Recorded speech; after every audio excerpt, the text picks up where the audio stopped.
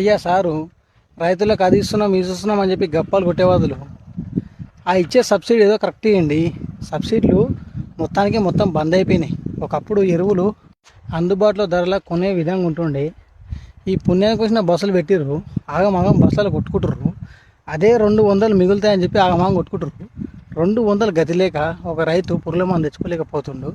గంత ఘోరం పరిస్థితి ఉన్నది. రైతులను ఒకసారి దయచేసి రైతులను ఆదుకోండి. ఎందుకంటే 200 లేక పురుగుల మందు తెచ్చుకోవాలంటే చాలా ఇబ్బంది పడుతుర్రు. అసలు రైతులు కూడా ఉన్నారు, ఇప్పుడు చాలా కష్టపడి చేసేటోళ్ళు ఉన్నారు. గిసొంటి వాటికి ఏమైనా సబ్సిడీ చేయండి, మొత్తం ఫ్రీ ఇవ్వకండి. కానీ సబ్సిడీ చేయండి, మొత్తం ఫ్రీ ఇస్తే కాటన్ తెచ్చుకొని ఇంట్లో పెట్టుకుంటారు.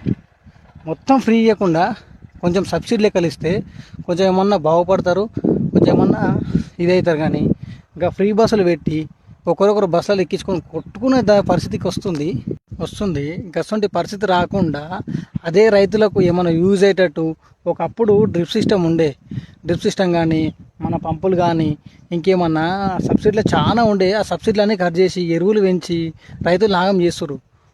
ఒకటి నేను చెప్పేది ఏంటంటే, నా రైతుల నుంచి నేను చెప్పేది ఒకటే ఏంటంటే, రైతులకు సబ్సిడీ రూపంలో సబ్సిడీలు ఇవ్వండి. సబ్సిడీలు ఇస్తే మనం బాగుపడతారు. సబ్సిడీలు ఇవ్వకుండా అడ్డగోలు చేస్తే మాత్రం ఆగమవుతారు. జై జవాన్ జై కిసాన్.